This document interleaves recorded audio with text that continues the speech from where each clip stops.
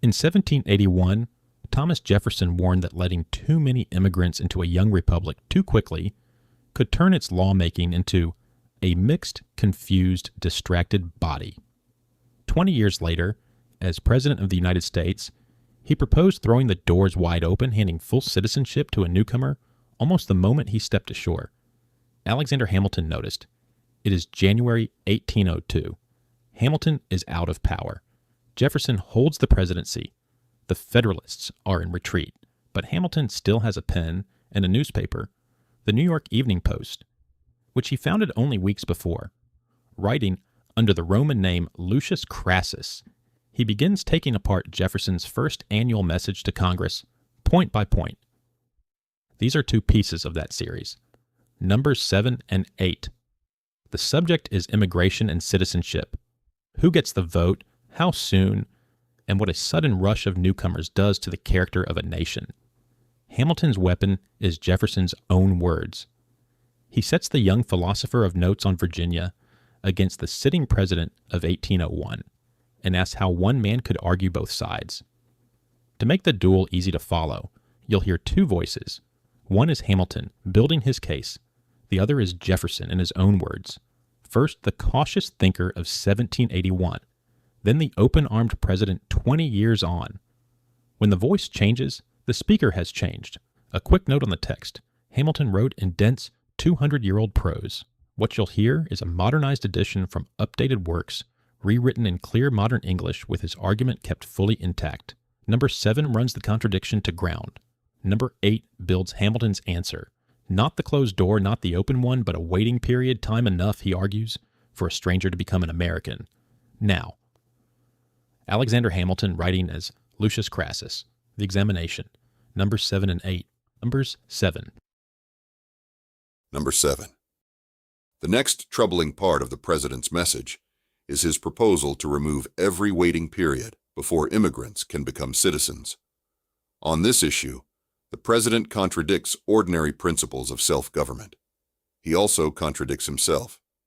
His own notes on Virginia argues against the very policy he now recommends. Here's the passage. Writing about America's population, Jefferson asks, America wants its population to grow quickly by bringing in as many immigrants as possible. But is that really wise? Are there no drawbacks that might outweigh the benefit of adding more people through immigration? People who live under the same government should agree as much as possible about the things they must decide together. Since government is why societies form in the first place, it must rest on shared consent. Every kind of government rests on basic principles. Ours may be more unusual than any other in the world. It combines the freest parts of the English Constitution with principles drawn from natural rights and reason. Nothing is more opposed to those principles than absolute monarchy. Yet countries ruled by absolute monarchs are exactly where we should expect most immigrants to come from. They will bring the political habits of the governments they leave, habits learned from childhood. Or if they throw those habits off, they may swing to the opposite extreme and confuse doing whatever they want with freedom under law. It would be a miracle if they landed exactly on moderate lawful liberty. They will pass their principles, along with their language, to their children. As their numbers grow, they will help write our laws. They will bring their own political spirit into the legislature, pull it in their direction, and turn it into a mixed, confused, distracted body. Recent experience may already support these fears. Even if the result is not certain, is it not possible? Is it not likely? Would it not be safer to let the population grow naturally? Would our government not be more unified, more peaceful, and more durable? Suppose 20 million Republican Americans were suddenly placed in France. What would happen to that kingdom? If France would become more turbulent, less happy, and less strong, then adding 500,000 foreigners to our population would likely have a similar effect here. That is what Jefferson wrote in 1781. Behold the reverse of the medal. Now look at the opposite side. In the president's message, he says, To deny citizenship until a person has lived here for 14 years is, for many who seek it, effectively to deny citizenship altogether. It also blocks a policy that many states have followed since their first settlement and still consider important to their prosperity. Shall we refuse desperate refugees the hospitality that the native peoples of the wilderness extended to our fathers when they arrived in this land? Shall oppressed people find no refuge anywhere on earth? Could we not safely give the general character and rights of a citizen to everyone who sincerely intends to settle here permanently and tie his future to ours? If gratitude can excuse a public official for contradicting himself, especially this man of the people, then the president has a strong excuse. If the recent election had been decided only by native-born citizens, and if foreign-born supporters had been excluded on both sides, the man who boasts that the path to public office and public trust has been opened to him would not now be president. This proof of wise judgment by the refugees gave them a powerful claim on Jefferson's gratitude. It would naturally help explain why his opinions changed so completely. The emotional appeals used to support this view would be worth answering only if they were serious arguments rather than rhetoric. The obvious reply is simple. Does the right to asylum or hospitality also include the right to vote and share political power? And what warm welcome did our ancestors actually receive from the peoples Jefferson calls the savages of the wilderness? When did these supposedly humane and generous peoples immediately make strangers part of their communities? When did they bring strangers into their homes, make them part of their families, and honor them by making them sachems or chiefs? Our histories and traditions would have to be wildly unreliable for such kind and gentle treatment to have been lavished on our thankless ancestors by those much maligned peoples. But even if the story were true, it is worth asking what happened next. What became of the nations that practiced this policy? Who now occupies the territory they once inhabited? That reflection alone may teach a useful lesson.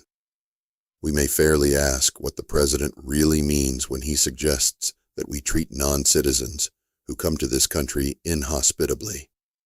Do we not allow them to land peacefully on our shores? Do we not protect their bodies, reputations, and property just as we protect our own citizens? Are our courts not open to them when they seek justice for injuries? Are they not free to return peacefully to their own country whenever they please, taking all their property with them? What, then, is the point of this empty and harmful rhetoric? The danger of giving immigrants an immediate and unrestricted share in voting power, and therefore in the sovereignty of a republic, is as well established as any principle in politics. The experience of every age confirms it.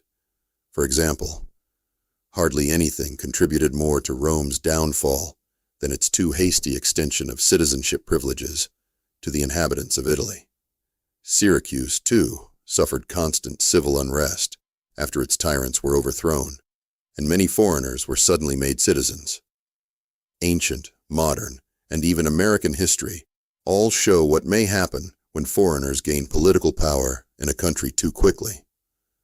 Who now holds power in France and has built a despotism on the ruins of a republic? A foreigner. Who now influences the decisions of our own troubled country and stirs up persecution against citizens for holding an opinion and exercising the right to vote? A foreigner. Where is the honest pride that once distinguished Americans? Where is the anger that risked a revolution for principle to win the independence now being so quietly attacked? Number 8. Picking up where the previous essay left off, we can see more consequences of admitting immigrants too quickly to the same civil and political rights as citizens. A republic's safety depends above all on a strong shared national identity. Citizens need common principles and habits. They need to be free from foreign loyalties and prejudices. They need love of country, and that love usually grows out of birth, education, and family ties. The view Jefferson set out in Notes on Virginia is right. Immigrants usually keep attachments to the people, country, customs, and way of life they left behind. They also tend to bring political opinions shaped by the governments under which they lived.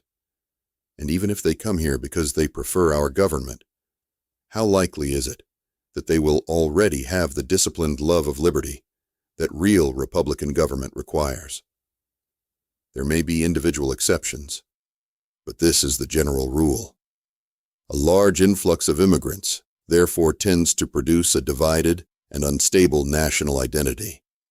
It will change and corrupt the national spirit, confuse public opinion, and introduce foreign loyalties and habits. A society needs its parts to work together. Anything that creates deep divisions harms it. The United States has already felt the harm of incorporating many immigrants into the nation. It has helped divide the community and distract public debate by giving different groups attachments to some foreign nations and hostility toward others. It has often threatened to put America's interests behind another country's interests. In times of great public danger, there will always be many people whose loyalty gives grounds for distrust. That suspicion alone weakens the nation, and their actual strength might even be used to help an invader. When the country was young and had a vast wilderness to settle, it made sense to make citizenship easy for newcomers. But our situation has changed. The last census shows that our population has grown by about 1/3 in 10 years. Even after accounting for immigration, the native-born population is clearly growing fast enough for strength, security, and settlement. I am not saying that strangers should be permanently barred from citizenship. I am also not defending the very long residency requirement now in place, which comes close to denying citizenship altogether. The present law was only a temporary measure adopted under special circumstances, and it may need revision. But there is a wide difference between closing the door completely and throwing it wide open. There is a wide difference between making someone wait 14 years and giving that person all the rights of citizenship immediately. Some reasonable period of residence should be required so non-citizens can loosen foreign attachments and gain American ones. They need time to learn the principles and spirit of our government and to develop a real interest in our affairs. At least 5 years of residence should be required. If citizenship rights can be granted in stages, and there is no reason to think they cannot, then rights connected with business and property could be granted at once. That could happen after the non-citizen formally proves an intention to become a citizen. Political rights, however, should wait until the full waiting period has passed. To give every immigrant full citizenship the moment they set foot in the country, as the message recommends, would be like admitting the Grecian horse, that is, the Trojan horse of antiquity, into the citadel of our liberty and sovereignty. That was the examination number 7 and 8 by Alexander Hamilton, writing as Lucius Crassus. This modernized edition comes from Updated Works, where we take landmark texts and put them in the English we actually speak with their meaning intact. For more, visit updatedworks.com.